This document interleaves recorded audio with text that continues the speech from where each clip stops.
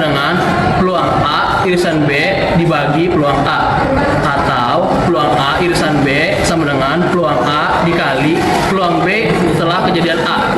Terima kasih. Nama saya Indri Sevanti.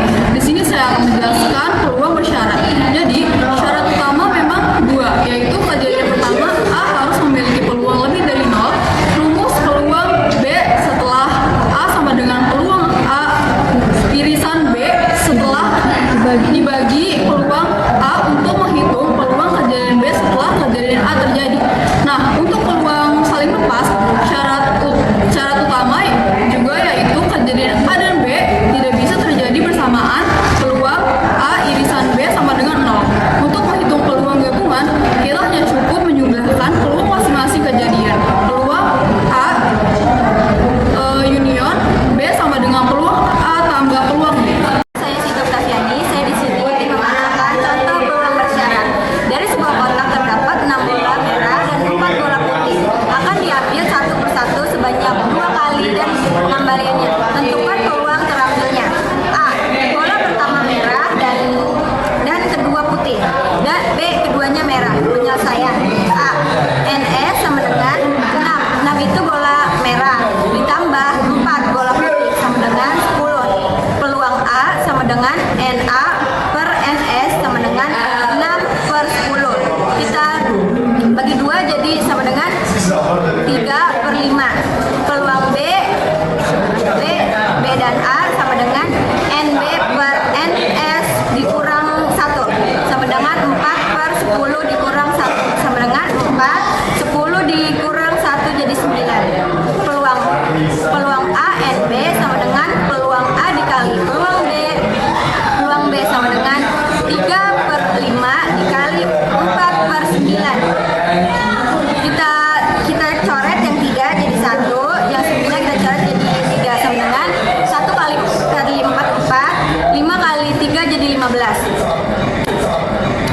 Yang B, NS sama dengan 6 tambah 4 sama dengan 10. Peluang A sama dengan NA per NS sama dengan 6/10 sama dengan dibagi 2, 3/N per 5. Peluang B dan peluang A sama dengan NB per NS dikurang 1 sama dengan 6 dikurang 1/10 dikurang 1 sama dengan 6 dikurang 1 5, 10 dikurang 1 sama dengan 9. Peluang A NB sama dengan peluang A dikali peluang B dan A sama dengan 3/5 dikali 5/9. Kita coret jadi 3 jadi 1, 5 jadi 1, 5 jadi 1, 9 jadi 3. 1 kali 1 sama dengan 1, 1 kali 3 sama dengan 3. Menjelaskan pengertian dari peluang kejadian saling lepas. Pengertiannya yaitu kejadian A dan B dikatakan dua kejadian saling lepas jika kemunculan kejadian yang satu tidak dipengaruhi oleh kemunculan kejadian lainnya. Artinya bahwa kemunculan kejadian A tidak dipengaruhi kemunculan kejadian B. Kejadian A dan B saling lepas dapat dirumuskan peluang A irisan B sama dengan peluang A dikali peluang B. Jelaskan contoh kejadian saling lepas. Pada pelemparan 2 buah dadu sekaligus, hitunglah peluang muncul dadu berjumlah 6 atau dadu berjumlah 11. Dijawab, anggaplah A, kejadian muncul dadu berjumlah 6. Dituliskan NA. Ditulis dadu pertama itu 1, dadu kedua itu 5, dadu pertama itu 2, dan dadu kedua itu 4, dadu pertama itu 3, dadu kedua itu 3, dadu pertama 4, dan dadu kedua itu 2, dan terakhir dadu pertama itu 5, dan dadu kedua itu 1. Jadi NA-nya adalah 5. Anggaplah B, kejadian muncul dadu berjumlah 11. Sudah dipastikan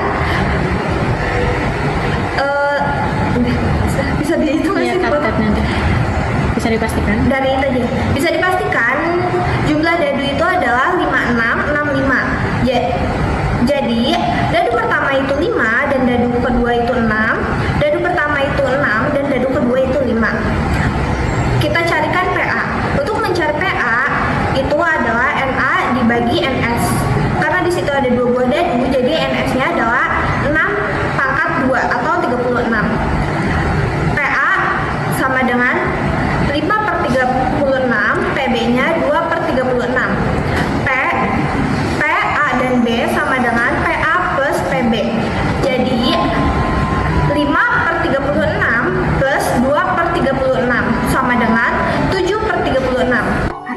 Eka Zahra.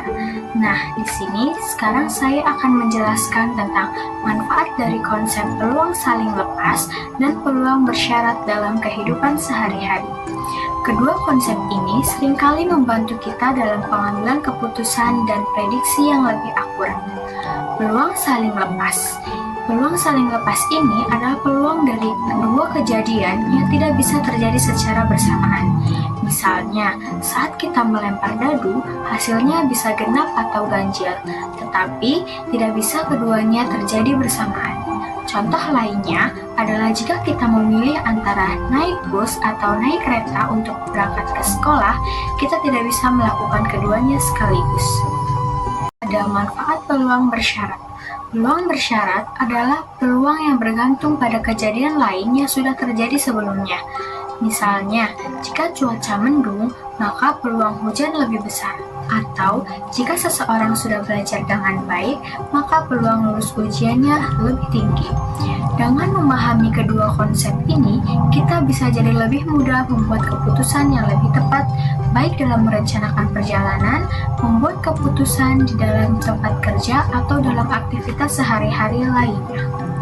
Terima kasih telah menyaksikan presentasi dari kelompok Sigma Force. Semoga presentasi yang telah kita sampaikan bisa bermanfaat buat kalian semua. Sampai jumpa di presentasi berikutnya. See you next time.